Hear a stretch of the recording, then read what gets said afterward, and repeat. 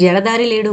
ఎవరు మట్టుకు వారు నోట మాట లేక ఆశ్చర్య విభ్రాంతులై ఉండగా, ఎక్కడి పూజలక్కడే వదిలి వాడెక్కడికి పోయాడు? ఎలా పోయాడు? కుక్కలు కూడా లేవు అని మహారాజు తెల్లబోయాడు. ఇంకా సందేహమెందుకు ప్రభూ! శ్యామలానగర గూఢచారి ఈ నగరం ప్రవేశించడము, శ్యామలాదేవి హత్య విషయం మనకు చెప్పడము ఆ సన్యాసి తెలుసుకునుంటాడు. ఆ ఘోరం జరిగించినవాడు తానే అయి ఉండడం వల్ల తన గుట్టు ఇక్కడ కూడా బయటపడిపోతుందనుకుని పరారే ఉంటాడు అని విద్యాసాగర్ రూఢి చేశాడు. వ్యవధి ఎక్కువ లేదు. మన వారిని పొరుగులెత్తించి ఆ వంచుకుని పట్టుకోండి. మన కోటలో ఎందుకు ప్రవేశించాడో, ఇక్కడ కూడా ఏం ఘోరం చేయ తలపెట్టాడో తెలుసుకుని శిక్షిద్దాం అని మహారాజు ఆజ్ఞాపించడమే తడువుగా అశ్వారూఢులైన కొందరు భటులు పట్నము పరిసర ప్రాంతములు వెతకడానికి బయలుదేరారు. తమ కోటలో తమకు ఉపకారం చేసేవాళ్లా ప్రవేశించి యువరాజుకును రాజ్యానికి పట్టిన కీడును పోగొడతానని నమ్మించడము, కనిపించకుండా పోయిన గురుకుమారతెను గురించి చెబుతానని, చచ్చిన శవంచేత పలికిస్తానని పలికి యజ్ఞమారంభం చేయడము, అదంతా ఆ సన్యాసి యొక్క వంచన మోసము అని తేలగానే మహారాజు మహోగ్రుడయ్యాడు. అతను ఎటువంటి అపకారం చేయదలిచి తమ దగ్గర చేరాడో అర్థం కాక అందును గురించి తన వారితో ఆలోచించడం మొదలుపెట్టాడు. యువరాజుకేదో కీడు చేయాలని ఆ దొంగ సన్యాసి ఇక్కడ చేరాడు అని మంత్రి విద్యాసాగర్ అండంతోనే మహారాజు మరింత తెల్లబోయాడు. దేనిని బట్టి నువ్వు అటువంటి నిర్ణయానికి రాగలిగావు? ఆ జడదారి మొదటిసారి యువరాజును కలుసుకున్నప్పుడు విభూదినిచ్చాడు. యువరాజు దానిని ధరించడానికి నిరాకరించినప్పుడు ఫకీరు ఆగ్రహావేశుడయ్యాడు. అతడు నిజంగానే యువరాజు మేలుకోరి ఉన్నట్లయితే ఆగ్రహపడ్డం దేనికి? అంతేగాక 1-2 సార్లు ఫకీరు యువరాజు మందిరంలో రహస్యంగా ప్రవేశించడానికి ప్రయత్నించాడని యువరాజులే చెబుతున్నారు. ఈ 2 కారణాలేగాక ఆనాడు మన నగరంలో అడుగుపెట్టిన తక్షణమే నా కూతురు మాంచాల, యువరాజుకు ప్రాణసకుడైన కోలాహలము మాయమయ్యారు. ఈ విషయాలన్నీ కొంచెం ముందుగా తెలిస్తే ఆ మోసగాడిని దాటిపోనిచ్చి ఉండం. వాడు దాటిపోకుండా ఉండాలని మేము తగు జాగ్రత్తలోనే ఉన్నాం. వాడు క్రతువు చేసే మందిరం చుట్టూ సాయుధ పాండులైన భటుల్ని కాపుంచాం. అయితే ఎలా పారిపోయాడు? అదే మాకును ఆశ్చర్యంగా ఉంది ప్రభు. వాడెవడో సామాన్యుడు కాదు. శ్యామలాదేవిని హత్య చేసిన వాడు కూడా వాడేనని చెప్పడానికి సందేహించవలసింది లేదు. ఆ హత్య విషయం మనకు తెలిసినట్లు వాడు కనిపెట్టకపోతే ఇంకా కొన్ని రోజులు కోటలోనే ఉండి తన కార్యక్రమానుసారం మనకేదో తీరని అపకారం చేసుండేవాడు. అందుకింకా సందేహమా ప్రభు అని మంత్రి మహారాజులు మాట్లాడుతుండగా, ఇంతకు ఇవి నాకు చెడ్డ రోజులు, నా కూతురు తిరిగి నాకు లభ్యమయ్యే యోగం ఉందో లేదో అని విఠలాచారులు కంటతడి పెట్టుకుంటుండగా, గురోత్తమ, మీ కుమార్తెకు జరిగిన విపరీతమే నా కుమార్తెకును జరిగిందిగా. నేనేం చేయగలిగాను? ఇటువంటి సమయాల్లో ధైర్యం చెక్కబట్టి మనం కార్యశూరులమై కర్తవ్యంను ఆలోచించవలసిందే గాని విచారించి ప్రయోజనం లేదు అని ప్రధాని విద్యాసాగర్ గురువులు కూరట వాక్యాలు పలికి మహారాజుతో, ప్రభు, తమరిక విశ్రాంతి తీసుకోండి. అన్వేషకులు తిరిగొచ్చిన తర్వాత తమక పర్యవసానమును తెలియజేస్తాం అన్నాడు. ఆ మాయల పకీరు విషయంలో ఎంతమాత్రం ఉపేక్ష జరగకూడదు అన్నాడు మహారాజు. నా కుమార్తెను సైతం మాయం చేసిన ఆ వంచుకుణ్ణి ప్రాణాలతో వదులుతానా ప్రభు? ప్రస్తుత ప్రయత్నం విఫలమైతే నేనే స్వయంగా బయలుదేరతాను అని విద్యాసాగర్ తిరిగి మహారాజుకును విఠలాచార్యుకును ధైర్యం చెప్పి వారిని విశ్రాంతి మందిరాలకు పంపాడు. ఆ తర్వాత విద్యాసాగరును గురునాథును యువరాజును కలిసి ఫకీరు యజ్ఞం చేసిన తావుకు పోయి అక్కడ సాధనా సామాగ్రి అంతటినీ పరిశోధించడానికి పూనుకున్నారు. కాని వారికక్కడ ఉపకరించే సామాగ్రి ఏదీ కనిపించలేదు. ఫకీరు తన చేతి సంచిని తనతోనే పట్టుకుపోయాడు. పూజకు తేబడిన సామానులు మాత్రము ఆ మందిరంలో కొన్ని చంద్రవందరగా పడున్నాయి. 2 అడుగుల పొడుగు, వేలుడు లావు కలిగిన ఒక నల్లటి కొయ్య, బంగారు పిడి కలిగినది ఆ సామానుల మధ్యలో యువరాజు కనిపించింది. అతడు దానినెత్తి పరీక్షించి అది ఆ ఫకీరు యొక్క మంత్రదండమై ఉంటుందని గ్రహించాడు. అతని అభిప్రాయమును ఇతర ఉద్యోగులు ఖాయం చేశారు. అతడు పరారీ అవుతున్న కంగారులో ఆ మంత్రదండమును అక్కడ వదిలిపోయాడని నిర్ణయించారు. కానీ ఆ దండం యొక్క వినియోగం ఏమిటో, అది వారికి ఏ విధంగా ఉపయోగపడుతుందో ఎవరికీ తెలియలేదు. అయినప్పటికీ యువరాజా మంత్రదండమును ఉపేక్ష చేసి పారేయకుండా తన దగ్గరనే ఉంచుకున్నాడు. ఆ ఫకీరెవడో మాయలు మారి మోసకారి అని రుజువైపోయింది. కాని మహారాజును మనల్ను తన బూటకపు మాటలతో నమ్మించి ఈ కోటలో చేరడానికి గల కారణమేమిటో, వాడు ఎక్కడ్నుంచొచ్చాడో తెలియడం లేదు అని మంత్రి విద్యాసాగర్ అనగా, ఎక్కడ్నుంచొచ్చాడో తెలియకపోయినప్పటికీ వాడి ఆశయం మాత్రం అర్థమవుతూనే ఉంది. యువరాజుకేదో అపకారం చెయ్యాలని వాడి ఆశయం అన్నాడు గురునాథు. వాడికి నేను చేసిన అపకారమేమీ లేదే అన్నాడు యువరాజు.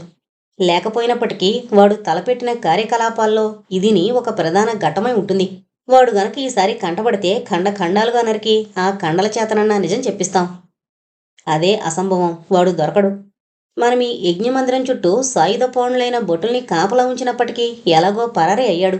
ఆ బొటులేం చేస్తున్నారో, అందరినీ వాడెలా కళ్ళుగప్పాడో చాలా ఆశ్చర్యంగా ఉంది అని అందరూ ఆశ్చర్య విభ్రాంతులై కావలి ఉన్న బట సమూహాల దగ్గరకు వెళ్లారు. ఒక్కరూ ఏమారి ఉండలేదని, బహు జాగ్రత్తగానే కావలి కాస్తున్నారని తెలిసింది. వాడు తన మాయా ప్రభావము దేనినో ప్రయోగించి బొట్ల కన్నుగప్పి పరారీ అయ్యాడని అర్థం చేసుకున్నారు. అటువంటి వంచుకుణ్ణి పట్టలేకపోతే తమ ప్రజ్ఞా ప్రతాపాలు నిష్ప్రయోజనమని నిశ్చయించారు. వెతకబోయిన బొట్టులు తిరిగొచ్చారు. వారి అన్వేషణ నిరర్ధకమైందని, వంచుకుడెక్కడా దొరకలేదని, వారి జాళ్లైనా ఏమీ తెలియలేదని బొట్టులు చెప్పిన మాటలు విని యువరాజాదులు నిరాశలయ్యారు. వెంటనే ఆ వార్తను మహారాజులకు తెలుపుడు చేయవలనని యోచించి, అది రాత్రి సమయం కావడం వల్ల మహారాజుల విశ్రాంతి భంగం కలిగించడం ఇష్టం లేక మర్నాటి దర్బారులో కర్తవ్యం గురించి కార్య సమాలోచన చేయడానికి నిశ్చయించుకున్నారు. మహారాజుకు ఆ రాత్రి ఎంత ప్రయత్నం చేసినా నిద్ర పట్టలేదు. అతని మనస్సంతా అల్లకల్లోలమై ఉంది. తన రాజ్యంలో ఎన్నడూ లేని విడ్డూరాలు జరుగుతున్నందుకు అతను చాలా ఖేదపడ్డాడు. గురుకుమార్తె పరారీ అయినందుకే అతను విభ్రాంతుడవుతుంటే, అదే సమయంలో మంత్రి కుమార్తె, ఆమెతో పాటు యువరాజు మిత్రుడు కోలాహలము కనిపించకుండా పోవడం, అన్నింటికీ తోడు ఎవరో ఒక బుడబుక్కల పకీరు తనను నమ్మించి కోటలో చేరి హఠాత్తుగా మాయం కావడం, అతనే శ్యామలా నగరపు రాజకుమార్తెను హత్య చేశాడని తెలియడం, ఇదంతా చూస్తే తన రాజ్యంలో అటువంటి ఘోరాలు ఇంకా ఎన్ని జరగనై ఉన్నాయో అని అతను కంగారు పడ్డం మొదలుపెట్టాడు. ఆ కంగారు వల్లనే అతనికి ఎంతసేపటికి నిద్ర పట్టలేదు. ఎప్పుడు తెల్లవారుతుందా, ఆ మాయల పకీరును వెతకబోయిన భటులు వాణ్ణి పట్టి తీసుకొస్తారా లేదా అన్న ఆరాటంతోనే అతను చాలాసేపటి వరకు గడిపాడు. రాత్రివేళ అతనికి తెలియకుండానే అతని కళ్ళు మూతలు పడ్డాయి. ఆ జగదేక సుందరి ఎవరో, ఆమె మానవాంగనగా కనిపించడం లేదు. సుమారు 20 ఏళ్ల నవయవ్వన ప్రాయంలో ఉండి అతి ప్రశాంతము, అతి పూజ్యముగా కనిపించే ముఖ లక్షణాలను బట్టి ఆమె తప్పక ఎవరో దేవతామూర్తి అయ్యుంటుందని అతను భావించాడు. ఆమెకు చెయ్యెత్తి నమస్కారం పెట్టాలన్న తలంపు అతనికి కలిగింది. అలా చేశాడు కూడా. మహారాజు కళ్ళెదుట సాక్షాత్కరించిన ఆ పవిత్ర మూర్తి తన కళ్ళగుండా ఒక దివ్య తేజస్సును వెలువడజేస్తూ, మహారాజా, తప్పు, నేను చిన్నదాన్ని, నువ్వు నాకు నమస్కారం చేయకూడదు అంది. తల్లి, నువ్వెవరివో, నన్ను తరింపజేయడానికి అవతరించిన జగన్మాతవో, పరమేశ్వరివో, ఏ దేవతా స్వరూపిణివో అర్థం చేసుకోలేకుండా ఉన్నాను. మహారాజా, నేను నువ్వనుకున్న వారిలో ఎవరినీ కాను. నాకంతటి అర్హత కూడా లేదు. నేను శ్యామలా నగరపు రాజకుమార్తెను. నా పేరు శ్యామలాదేవి. శ్యామలాదేవి, అవును, నువ్వే హత్య చేయబడ్డావు కదా. ఇప్పుడిక్కడికి ఎలా వచ్చావు? హత్య చేయబడ్డాను కనుకనే రాగలిగాను. లేకుంటే నేను నీ దగ్గరికి ఎందుకొస్తాను? మా శ్యామలా నగరంలో నా ధోరణిలో నేనుండేదాన్ని. దుర్మార్గుడైన మాయల పకీరు నా ఆత్మీయులను వంచన చేసి నన్ను అపహరించుకునొచ్చి నా స్థూలదేహాన్ని హత్య చేశాడే గాని నా సూక్ష్మదేహాన్ని నాశనం చేయడం వాడి వల్ల ఏమవుతుంది? వాడు నిన్నెందుకు హత్య చేశాడు? ఆ వివరములు నాకు కొంచెం చెబుతావా? తప్పకుండా చెబుతాను. అందుకే వచ్చాను కూడా. నేను క్రితం జన్మలో ఒక ఋషిపత్నినై ఉండి సకల విద్యలు నేర్చి జ్ఞాన సంపత్తిని కలిగి ఉన్నాను. నా భర్త వలనే నేనును ప్రపంచ బంధమును వదిలి ముక్తి మార్గము అన్వేషించడంలో నిమగ్నురాలయ్యాను. నా భర్త కంటే నేనే ఎక్కువ తపోధ్యాన నిష్ఠా గరిష్ఠురాలనై అతి త్వరలో పరమాత్మలో ఐక్యం కావాలని కోరాను. ఆ కోరికతో భర్త సేవలు సైతం మరిచి తపస్సమాధిలో ఉండేదాన్ని. భర్త సేవలకు మించిన తపస్సు, పతిభక్తిని మించిన పరమేశ్వర ప్రీతి కార్యము మరొకటి లేదన్న పరమార్థ రహస్యం తెలియకపోవడం వల్ల నేనెంత తపస్సు చేసినా భ్రష్టురాలిని అయ్యాను. అందుకే తిరిగి జన్మని ఎత్తవలసి వచ్చింది. శ్యామలానగర ప్రభువు శంభువర్మకు కూతుర్నే పుట్టాను.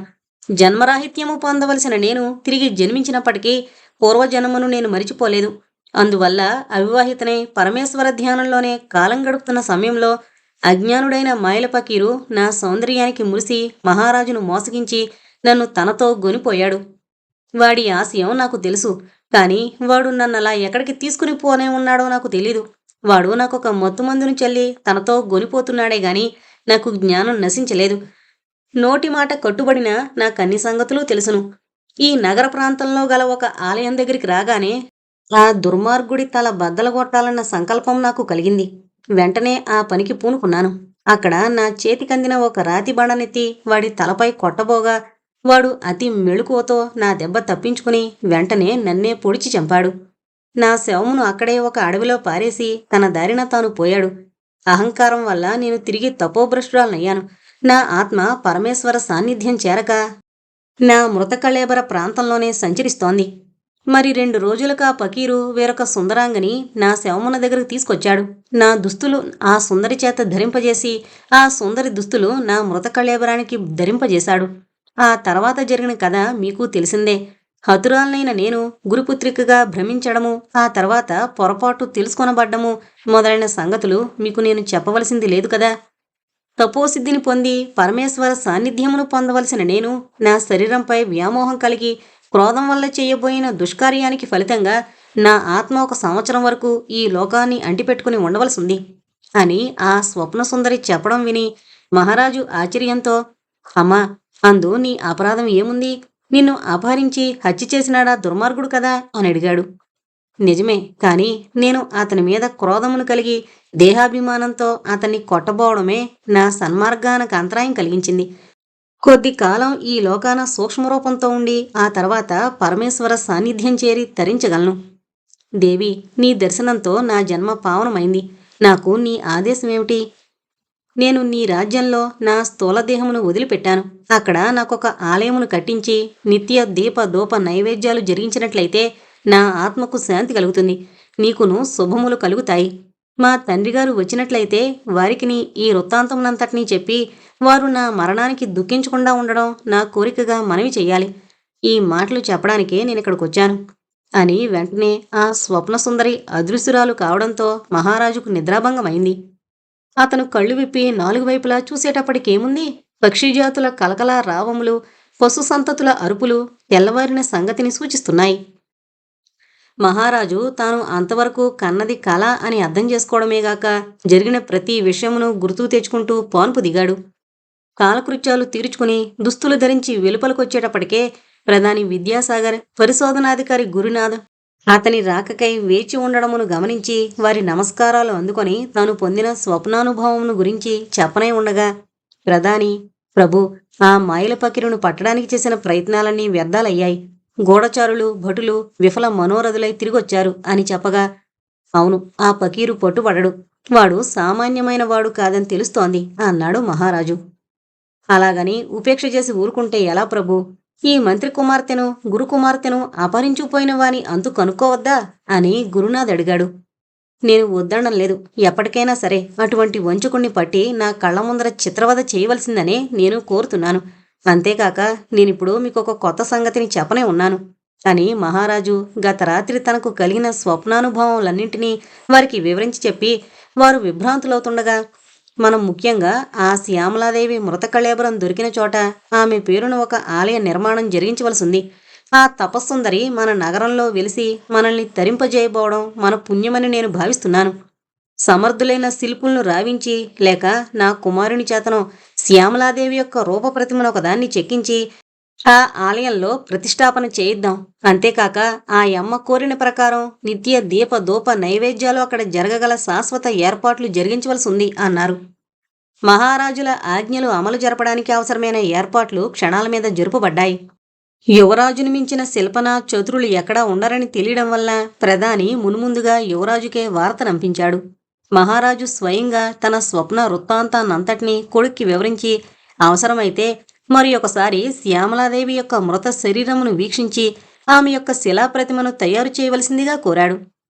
శిల్పన చతురుడని పేరు మోసిన విజయకుమార్ వెనువెంటనే ఆ మహత్కార్యానికి పూనుకున్నాడు. ఒకవైపు ఆలయ నిర్మాణం, మరి ఒక వైపున శ్యామలాదేవి యొక్క శిలా విగ్రహం చెక్కడం జరుగుతోంది. పరిశోధనాధికారి, మంత్రి ప్రముఖులు మాయల పకీరును వెదికి పట్టడానికి ప్రబల ప్రయత్నాలు సాగిస్తున్నారు. మిత్రరాజ్యముల వారెవ్వరూ ఆ దుర్మార్గునిచే తిరిగి వంచింపబడకుండా ఉండడానికి మాయల పకీరు యొక్క దుష్ట చరిత్రనంతటినీ అన్ని తావులకు తెలుపుడు చేయించి వాడు ఎక్కడ కనిపిస్తే అక్కడ బంధించవలసిందిగా ఫర్మానాలు పంపారు. తాము మాయల పకీరు కొరకు ప్రత్యేకం ఒక శాఖను నియమించి ఆ వంచుకుని చంపి కాని లేక బ్రతికుండగా గాని తీసుకురావాల్సిందని ఆజ్ఞలిచ్చారు. కుమార్తె యొక్క దుర్వార్త వినగానే గుండెలు బాదుకుంటూ వచ్చాడు శంభువర్మ. భరద్వాజ మహారాజు అతన్ని సగౌరవంగా ఆహ్వానించి, ఉచిత రీతిన ఊరడి వాక్యాలు పలికి శ్యామలాదేవి భద్రపరచబడి ఉన్న తావుకు కొనిపోయి ఆమె మృత కళేబరాన్ని అతని వశం చేయించాడు. పుత్రిక మరణం వల్ల మితిలేని దుఃఖాన్ని పొందుతున్న శంభువర్మను ఎవరు ఓదార్చగలరు? కూతురు మృత కళేబరం మీద పడి అతడు హృదయం వ్రీలిపోయేటట్లు గోలుగోలని ఏడుస్తుంటే అక్కడి వారందరికీ హృదయాలు ద్రవీభూతమయ్యాయి. భరద్వాజ మహారాజు తన పరివారంతో కలిసి మిత్రరాజుకు స్నానాది విధులు నిర్వర్తింపజేసి మైలపకీరు వృత్తాంతమును, శ్యామలాదేవి తనకు కలలో కనిపించి చెప్పిన విషయాలను ఆమూలాగ్రంగా వివరించి చెప్పిన తదుపరి, మిత్రమా, కుమార్తె మరణం వల్ల కలిగే దుఃఖాన్ని వేరెవరనూ తీసేయలేరు. కాని ఈ సందర్భంలో నేనొక మాట చెప్పవలసింది. శ్యామలాదేవి వంటి జ్ఞాన సంపన్నురాల్ని కుమార్తెగా కలిగినందుకు మీరును మీ పెద్దలను మీ వంశము ధరించినవని చెప్పొచ్చు. ఆమె పుట్టినది ఆదిగా వైరాగ్య చింతనలోనే ఉంటూ ప్రాపంచిక విషయాలను రోసి కైవల్యం కోసం కృషి చేసి సాధించిందనే చెప్పాలి. మాయలపకీరు దుర్మార్గుడైన మాట నిజం. ఎప్పటికైనా వాడు దొరకడము, మా చేత చిత్రవధ చేయబడ్డము నిజం. శ్యామలాదేవి మరణ సందర్భంలో వాడొక కారణమాత్రుడే గాని నిజానికి వాడు చేయగలిగిందేమీ లేదు. ఆ కన్య పరమపదం చేరగల సమయం ఆసన్నమైనందువల్ల ఆమె పొందబోయే మహోత్కృష్ట పదవికి మనమందరం కూడా సహకరించాలంటే దుఃఖమును మరిచి ఆమె యొక్క ఆత్మశాంతికి సంతోషంతో భగవత్ ప్రార్థనలు చేయాలి. ఇది ఆమె కోరిక అని హితబోధ చేశాడు. శంభువర్మ కూడా క్రమంగా దుఃఖోపశాంతిని పొంది కుమార్తె మృత కళేబరానికి దహన సంస్కారాది కార్యవిధులన్నింటినీ యథావిధిగా నిర్వర్తించి భరద్వాజ మహారాజులచే నిర్మించబడిన ఆలయమును సందర్శించడానికి ఆయనతోనే వెళ్ళాడు. అక్కడ జీవకళలు ఉట్టిపడుతూ ప్రతిష్ఠించబడినున్న శ్యామలాదేవి విగ్రహమును తిలకించి విభ్రాంతుడయ్యాడు. సర్వాంగ సుందరమై సజీవమైందిగా కనబడుతున్న ఆ ప్రతిమను చూసి అతడు తన దుఃఖానంతటినీ మరిచిపోయాడు. తన కుమార్తెను చూసుకున్నట్లే తృప్తిపడి వాత్సల్యంతో దానిని స్పృశిస్తూ, మహారాజా, మీ యొక్క ఈ ఘనకార్యమును ఏమని స్తుతి చెయ్యాలో నాకు అర్థం కావడం లేదు. ఇంత సహజంగా 3 మూర్తుల మా శ్యామలాదేవినే పోలున్న ఈ శిలాప్రతిమను సృష్టి చేసిన కళాకారుడు అపరబ్రహ్మై ఉండాలి. నా బిడ్డ మృతి చెందిందన్న విచారం లేకుండా ఆమె సహజ రూపమును శాశ్వతంగా ఇక్కడ నెలకొల్పినందుకు పరమేశ్వరి నిన్ను ఆశీర్వదించుగాక. నాకిక రాజ్యమెందుకు, భోగ భాగ్యాలెందుకు? మహారాజా, నేనును నా బిడ్డ రూపం కొలువై ఉన్న ఈ పవిత్ర ఆలయ ప్రాంగణంలోనే ఉంటూ అనుక్షణం నా శ్యామలాదేవి దివ్య రూపమును సందర్శించుకుంటూ శేషించిన జీవితమును గడుపుతాను. అందుకు మీరు అనుమతించవలసింది అని కోరగా భరద్వాజ మహారాజు అతని బేలతనానికి జాలిపడి, మిత్రమా, నీకిప్పటినుంచి అటువంటి వైరాగ్య చింతన కూడదు. ధరాపాలనతో ప్రజాసేవ చేయవలసిన కాలమును ఈ విధంగా గడిపిన ఎడల నీ రాజ్యము, నీ ప్రజలు అగచాట్లకు పాలవుతారు. అంతేగాక నీ ఇల్లాలు పుత్రిక వియోగమును తోడు భర్త వియోగం కూడా సంభవించిన ఎడల మరింత దుఃఖితురాలవుతుంది. ఒకరిని దుఃఖితులను చేసి నువ్వు పొందగలిగిన పరమార్థం ఏమీ ఉండదు. కనుక విరక్తిభావమును విడనాడి నిజ రాజధానికి పోయి చేరుకో. నీకు మనసు కలిగినప్పుడు భార్యా సమేతుడివై వచ్చి మా ఆతిథ్యంలో కొంతకాలం ఉండి దేవతాస్థానమును అలంకరించి ఉన్న నీ కుమార్తె సన్నిధానంలో గడుపుతూ ఉండొచ్చు అని భరద్వాజ మహారాజు చెప్పిన హితమును అనుసరించి శంభువర్మ మరికొన్ని రోజులు అక్కడుండి ఆ తర్వాత నిజ రాజధానికి పయనమై వెళ్ళాడు. ప్రధాని విద్యాసాగర్ ధీరుడు, ధైర్యంగల గుండెగలవాడు కాబట్టి కుమార్తె మాంచాల ఏమైంది తేలిగిపోయినప్పటికీ తన విచారమును పైకి కనబడనీయక పురుష ప్రయత్నం ఎంతవరకో అంతవరకు చేస్తున్నాడు. శాఖోద్యోగుల చేత ఇంకా ఇంకా చేయిస్తున్నాడు. కాని విఠలాచార్యులు మాత్రం అలా కాకుండా తన కుమార్తె తనకిక దక్కదని నిరాశ చేసుకుని ఆ నిరాశ వల్ల బెంగ పెట్టుకుని మంచమెక్కాడు. అతనితో పాటు అతని భార్య మతిలేందై అధోలోకంలో కుంగిపోతోంది. మహారాజు ఆ కుటుంబ పరిస్థితులకు విచారపడుతూ వారికి ఏ విధంగానూ సహకారం చేయలేకపోతున్నందుకు తనలో తానే వికల చిత్తుడవుతున్నాడు. మాయల పకీరును పట్టడానికి కనిపించకుండా పోయిన వరలక్ష్మి, మాంచాల కోలాహలాలను గురించి ఎన్ని ప్రయత్నాలు జరిగించాలో అన్ని ప్రయత్నాలు జరిగించి విఫల మనోరథుడయ్యాడు. వారు బ్రతికున్నారో లేక శ్యామలాదేవి పొందిన దుస్థితినే వారు పొందున్నారో అని అతను అనుమానించవలసిన పరిస్థితులు ఏర్పడ్డాయి. ఆ మాయల పకీరెవడో, అతని నివాసమెక్కడో, తన నగరంలోని ముఖ్యులను వాడి ఈ విధంగా ఎందుకు అపహరించుకుని పోయాడో అర్థం కాక ఎటువంటి గూఢచారులకు అందనటువంటి ఆ బోగట్టాలు తామే స్వయంగా పోయి తెలుసుకొస్తామని గురునాథు సహితుడై మంత్రి రాజధాని వదిలి వెళ్లి వారం రోజులకు పైగా దాటిపోయింది. ఈ విధంగా పోయినవారు తిరిగి రాకపోవడము, వారి వార్తలన్నీ ఏమీ తెలియకపోవడము గమనించి మహారాజు మరింత బేజారయ్యాడు. ఆయన కర్తవ్యం తెలియక మతి చెడు ఉన్న సమయంలో ఒకనాడు యువరాజు విజయకుమార్ మొలనొక నిశిత కర్వాలము ధరించి ప్రయాణావసరమైన దుస్తులతో వచ్చి తండ్రిగారి ఎదుట నిల్చుండగా ఆయన విభ్రాంతుడై, నాయనా, తలవని తలంపుగా యుద్ధ సన్నద్ధుడివై ఈ ప్రయాణం ఎక్కడికి? 20 ఏళ్ల ప్రాయమైనా లేని పసివాడివి, రాజధాని వదిలి ఎన్నడూ ఎక్కడికి వెళ్ళని వాడివి అని భరద్వాజుడు కుమారుని ప్రయాణ సన్నాహమును తిలకించగానే వ్యాకులచిత్తుడై పలికిన మీదట, తండ్రి, పుత్రవాత్సల్యం వల్ల మీరిలా అంటున్నారు కానీ నేను ఎల్లకాలము పసివాడిగానే ఉంటానా? మీరు నేర్పించిన కత్తిసాములు, గుర్రపు స్వారీలు మొదలైన వీరోచిత విద్యలన్నింటినీ ఎంతకాలమని వ్యర్థపరచను? అంతేగాక నిమ్మకి నీరెత్తినట్లు ఇంతవరకు శాంతియుతమైన రాజ్యంలో మహాబీభత్సమును చెలరేగించి కన్యలను అపహరించుకుపోతూ హత్యలు చేస్తూ ప్రజల శాంతి భద్రతలకు భంగం కలిగించడమే గాక మహారాజుల యొక్క రాజోద్యోగుల యొక్క కుటుంబాల్లో చేరి మాతా పుత్రికలకు ప్రాణ స్నేహితులకు శాశ్వతమైన ఎడబాట్లు కలిగిస్తున్న ఆ మాయల పకీరు, చివరకు నాకు సైతం అపచారం తలపెట్టిన ఆ వంచకుడు యథేచ్ఛగా దుండగాలు జరిగిస్తుంటే అరికట్టలేకపోవడం మనకు మన పరిపాలనా వర్గానికి ఎంత అవమానం! అవమానం అన్నమాట నిజమే. అందుకు నువ్వు చేయదలుచుకున్న కార్యమేమిటి అని మహారాజు కంగారుతో అడిగాడు. దేశ దేశాలు గాలించి ఆ మాయల పకీరును పట్టి తీరతాను. అతని వల్ల ప్రజలకు కలుగుతోన్న ప్రాణ మానభంగాలను అరికడతాను. నువ్వా మాయల పకీర్ను పట్టుకుంటావా? అసంభవం. మహా మేధావులు, వీరాది వీరులు, రహస్య పరిశోధకులు అనేక మంది దానిని గురించి ప్రయత్నాలు చేసి విఫల మనోరథులయ్యారు. ఆ మాయలమారి సామాన్యమైన వాడు కాదు. మానవ మాతృలు అతన్ని పట్టగలరన్న ధైర్యం కూడా నా నుంచి సడలిపోయింది. నువ్వు మాత్రం అటువంటి అమానుష కార్యానికి ఎంతమాత్రమూ పూనుకోవద్దు. అయ్యయ్యో, మీకిటువంటి పిరికితనం తగునా తండ్రి? నాకు పిరికితనం కాదు. నేనే ఆ సాహస కార్యానికి బయలుదేర సంసిద్ధుడినే ఉన్నానన్న విషయం నీకు తెలియదు గనుక ఈ విధంగా మాట్లాడుతున్నావు. ఈ వృద్ధాప్యంలో మీరా అటువంటి సాహసానికి పూనుకోవడం? అవును.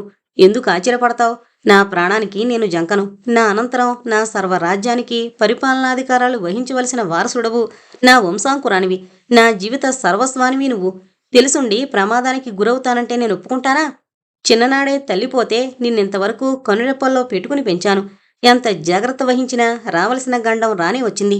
గురుపుత్రి వరలక్ష్మిని నువ్వే అపహరించావన్న అపోహతో అవ్వేకినై నా బిడ్డకి నేనే ఉరిశిక్ష విధించుకున్నాను. కానీ భగవద్దనుగ్రహం వల్ల ఆ గండం ఎలాగో గడిచింది. ఇప్పుడు తిరిగి మరొక గండాన్ని కోరి తెచ్చుకోవడము నేనెన్నడూ అంగీకరించను. నా మాట విని నీ ప్రయత్నమును విరమించుకో.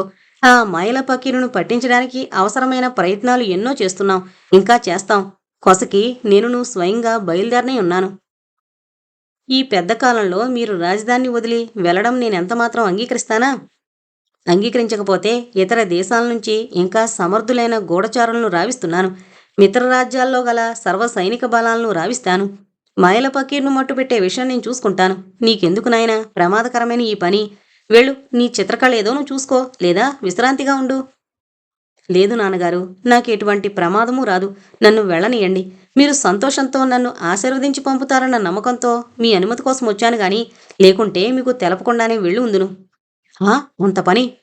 అవును, ఇప్పుడైనా ఆ పని జరుగుతుంది. ఆది నుంచి ఆరాధించుకునే నా మాతృదేవత అనుమతి పొందిన మీదటనే నేనీ ప్రకారం సర్వసన్నద్ధుణ్ణైనాను. మీరును సంతోషంతో నన్ను ఆశీర్వదించి పంపండి. అచిరకాలంలోనే నేనా మాయల పకీరును తొదముట్టించి లేక బంధించి గొనొస్తాను. నా ప్రతిభా విశేషాలను శంకించకండి అని దృఢ సంకల్పంతో పలుకుతున్న విజయకుమార్ ధైర్య సాహసాలను లోలోన మెచ్చుకుంటూ, అతనంత దృఢ సంకల్పంతో ఉన్నప్పుడు వారించి ప్రయోజనముండదని తెలుసుకున్న మహారాజు, బిడ్డా, నిన్ను వారించగల శక్తి నాకిక లేదు. పరమేశ్వరుడే నిన్ను కాపాడాలి. నీ మాతృదేవత చల్లని చూపు నీకు శ్రీరామ రక్ష కావాలి. సుఖంగా పోయిరా అని తండ్రిగారు ఆశీర్వదించిన తర్వాత యువరాజు మహారాజులకు ముమ్మారు ప్రదక్షిణములు చేసి వారి పాదాలను కళ్ళకద్దుకుని వెళ్లనే ఉండగా, నాయనా, ఒంటరిగా ఎందుకు పోవాలి? అశ్వరథ సైనిక బలాలు మనకెన్ని లేవు. కొందరు అనుచరులతో బయలుదేరడం మంచిది కదా అన్నాడు మహారాజు. క్షమించండి, అటువంటి ఆడంబరాలతో అట్టహాసంగా పోతే మాయల పకీర్ అసలు దొరకడు. ముందుగానే జాగ్రత్త పడతాడు. కనుక నేను ఒంటరిగానే బయలుదేరాలి. అవసరమైతే ప్రచ్ఛన్నంగానైనా సంచారం చేసి మాయల పకీరు అంతు కనుక్కుంటాను. మంచిది, పోయి సురక్షితంగా తిరిగిరా, శుభమవుగాక అని మహారాజు ఆశీర్వదించాడే గాని కొడుకు వెళుతున్నప్పుడు ఆయన కళ్ళంట అసురు కణాలు రాలకపోలేదు. కొడుకొక మహత్కార్యమును గురించి ప్రాణాలకు తెగించి ఒంటరిగా వెళుతుంటే తాను కంటతడి పెట్టుకోవడం మంచిది కాదనుకుని మహారాజు వెంటనే కన్నీళ్లు తుడుచుకున్నాడు.